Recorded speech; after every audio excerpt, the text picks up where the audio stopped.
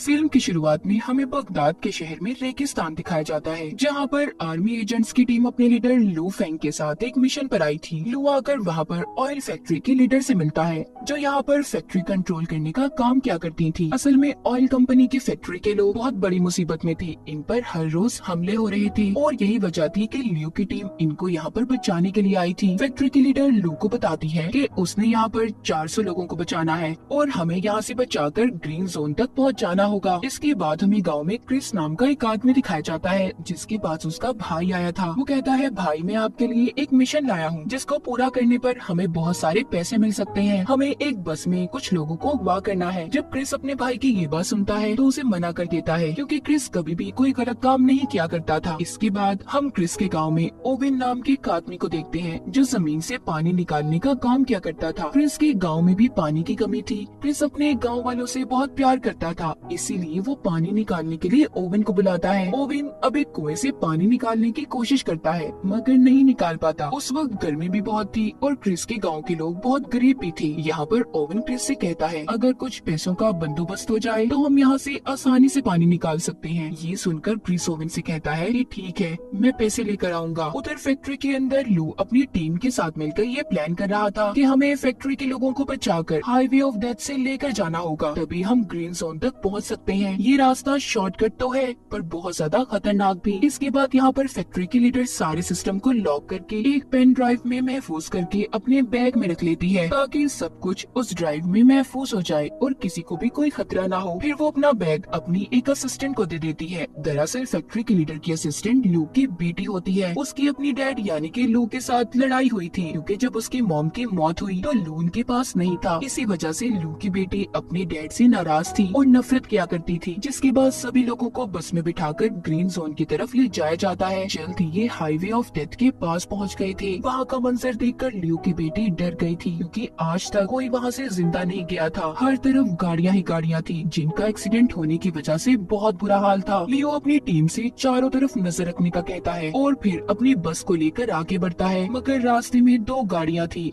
जिसकी वजह से रास्ता रुका हुआ था। ये देखकर लू की बेटी कहती है, हमें बस को यहीं पर रोक देना चाहिए, मगर लू ऐसा करने के लिए तैयार नहीं था। वो कहता है, मैं जानता हूँ ये गाड़ियाँ क्यों खड़ी हैं और हम बस को यहाँ पर किसी कीमत पर नहीं रोक सकते। हमें हर हाल में यहाँ से निकलना होगा। तभी जब ये उस बस को गाड़ियों के पास लेकर जाता है तो एक जोरदार धमाका हुआ था, जिससे बस में बैठे सभी लोग बहुत ज्यादा डर जाते हैं। लू ने फिर भी अपनी बस को नहीं रोका था, वो चलता रहता है। दरअसल ये जितनी भी बसेस थी एक खास किस्म के मटेरियल से बनाई गई थी, इसीलिए इन पर गोलियों और बॉम्ब्स का कोई असर नहीं हुआ था। लू अपनी बेटी को बताता है, ये गाड़ियों का बीच में खड़ा होना दरअसल हमें गुमराह करना था। अब जब ये आगे जाते हैं तो लू देखता है कि रेत का एक बहुत बड़ा तूफान इनकी तरफ बढ़ रहा है, मगर ये उस तूफान से भी नहीं घबराता और बस को लेकर आगे बढ़ता रहता है। तभी यहाँ पर क्रिस की टीम रेत के तूफान का फायदा उठाकर एक बस को हाईजैक कर लेती है, यानी कि उन्होंने उस बस को अपने कब्जे में ले लिया था। जैसा कि हमें पता है कि क्रिस को पैसों की जरूरत थी, इसीलिए वो ये काम कर रहा था। उसने अपने भाई की बात को मान लिया था। जब तूफान के रुक जाने के बाद ये सब अपनी बसेस को रोकते हैं तो लू को पता चलता है इनकी एक बस गायब थी, जिसमें ऑयल फैक्ट्री की लीडर भी थी। तब इसकी टीम में से लड़की बताती है, मैंने उसे दूसरी तरफ जाते हुए देखा है। लू अब यहाँ पर एक हेलीकॉप्टर को बुलाता है ताकि उस बस को जल्दी से ढूंढा जा सके। इस काम में लू की बेटी भी उसके साथ जाने का कहती है। लू हेलीकॉप्टर में अपनी बेटी को लेकर उस बस को ढूंढने निकल गया था। कुछ दूर जाने के बाद लू हेलीकॉप्टर से एक ट्रक को देखता है। अब इसे समझ आती है कि रेत का असल में कोई तूफान नहीं था, बल्कि दुश्मनों ने इस ट्रक की मदद से नकली तूफान बनाया था, ताकि वो हमारी बस को हाईजैक कर सके। कुछ देर के बाद लू को अपनी बस नजर आ जाती है। राब्ता करने पर लू की टीम की लड़की उसे बताती है, उस बस में से अमेरिकन ने हमारे 5 लोगों को अगवा किया है, जिनमें ऑयल फैक्ट्री की लीडर भी थी। जिसके बाद लू अपनी टीम से दोबारा राब्ता करता है और बाकी की बसेस को ग्रीन जोन तक पहुंचाने का कहता है। इधर क्रिस भी अपने साथियों के साथ जब गाड़ी में बैठा आगे बढ़ रहा था तो ऊपर से लू अपने हेलीकॉप्टर से इन पर बॉम्ब गिराता है। क्रिस भी अपनी गाड़ी से निकलकर गन लेकर हेलीकॉप्टर पर हमला कर रहा था, जिससे हेलीकॉप्टर उनसे थोड़ा दूर हो जाता है। उसमें आग लग गई थी।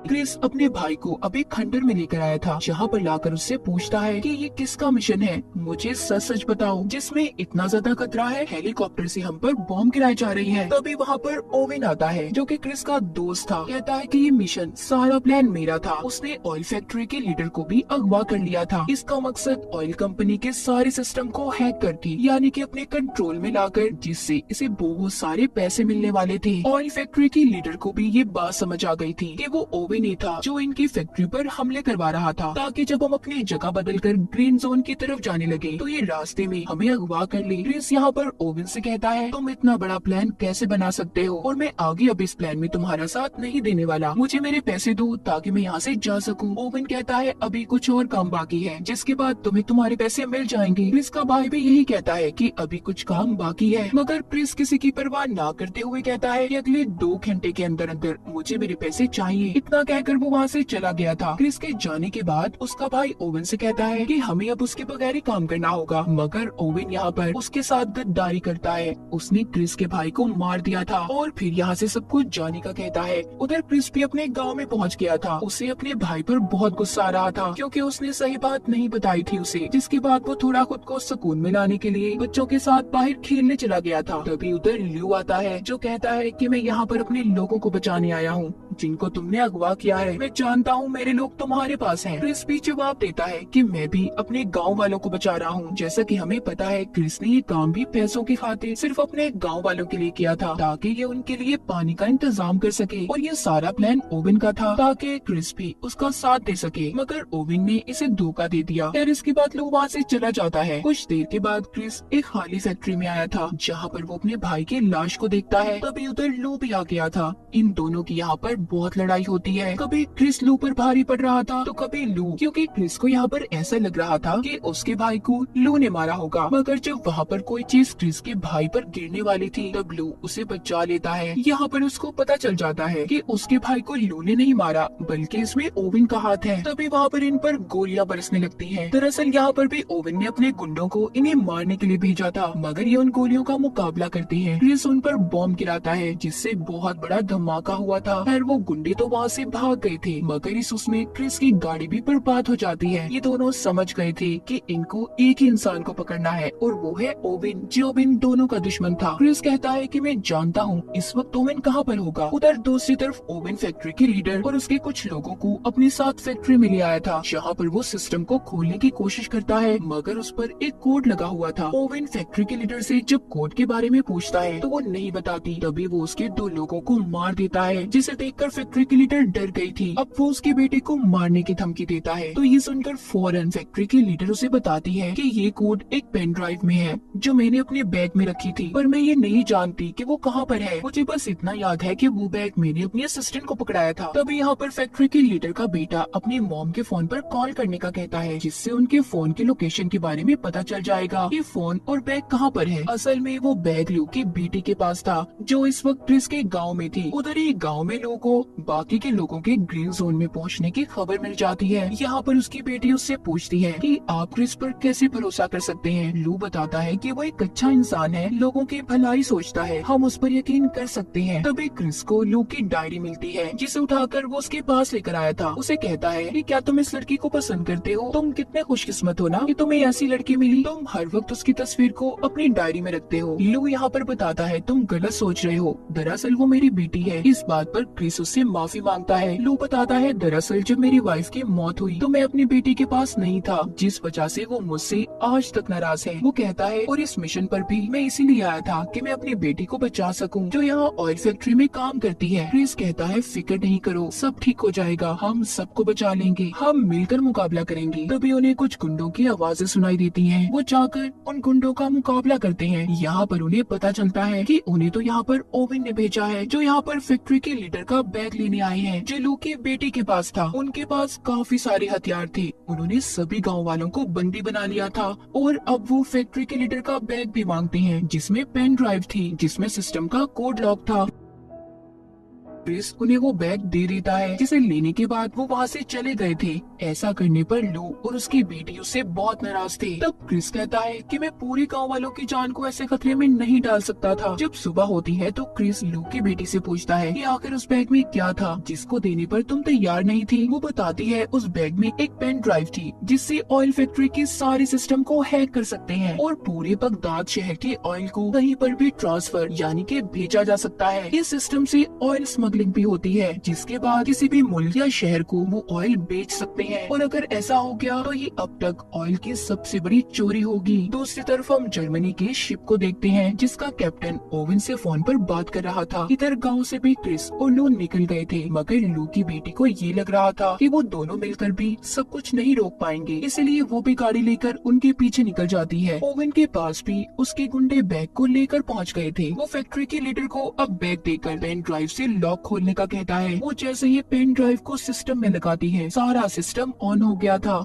यानी कि चलना शुरू हो जाता है। ओवन उस जर्मनी की शिप में ऑयल भरवाने का कहता है, मगर इस काम में 24 घंटे लगने थे। कुछ वक्त के बाद क्रिस और लू भी अपने ट्रक पर ओवन के पास फैक्ट्री में पहुंच गए थे। वो उसके गुंडों का मुकाबला कर रहे थे। लू एक पाइप पर चढ़कर बड़े ही शानदार तरीके से ओवन के आदमियों को मार देता है। ये सब कुछ ओवन भी छुप कर देख रहा था। वो अपने आदमियों से कहता है कि हमें जल्दी यहाँ से निकलना होगा, क्योंकि उसका काम अब पूरा हो गया था। जर्मनी की शिप में ऑयल भरा जा चुका था। क्रिस भी फैक्ट्री के अंदर जाता है। वो आकर गुंडों को मारने लगा था। तभी उसकी नजर बाहर जाती है। वो देखता है कि ओवन यहाँ से भाग रहा है। अब वो दौड़ते हुए उसका पीछा करता है। तभी रास्ते में उसे लू की बेटी मिलती है, जो गाड़ी लेकर इनके पास पहुँच गई थी। ये दोनों मिलकर अब ओवन का पीछा करते हैं। इधर लू फैक्ट्री में ओवन के गुंडों का मुकाबला कर रहा था। वो एक एक करके सभी को मजा चखाता है। वहाँ पर अब ऑयल फैक्ट्री की लीडर आती है, जो कहती है कि सब कुछ बर्बाद हो गया। उन्होंने पेन ड्राइव से ऑयल की चोरी कर ली। हमें इतने बड़े नुकसान को रोकना होगा। उधर रास्ते में क्रिस जब ओवन का पीछा कर रहा था, तो वो अपनी गाड़ी को जंप करता है। उसके पीछे लू की बेटी भी गाड़ी को हवा में उड़ाती जंप करवाती है, मगर उसकी गाड़ी का एक्सीडेंट हो गया था। क्रिस गाड़ी की ऐसी हालत देखकर लू की बेटी पर गुस्सा करता है। तभी वहाँ पर लू भी एक ट्रक को लेकर पहुँच गया था। फिर वो दोनों भी उस ट्रक में बैठकर उसके साथ आगे बढ़ते हैं। क्रिस लू को ओवन तक पहुँचने का शॉर्टकट रास्ता बताता है। फिर ये उस ट्रक से रॉकेट लॉन्चर छोड़ने लगते हैं। दरअसल ये वही ट्रक था जिससे नकली तूफान को बस को हाईजैक करने के लिए बनाया गया था। क्रिस अब ओवन तक पहुंच जाता है। वो तेजी से लाकर अपने ट्रक को उसकी ट्रक में दे मारता है, जिससे जोरदार धमाके होते हैं। ओवन की गाड़ी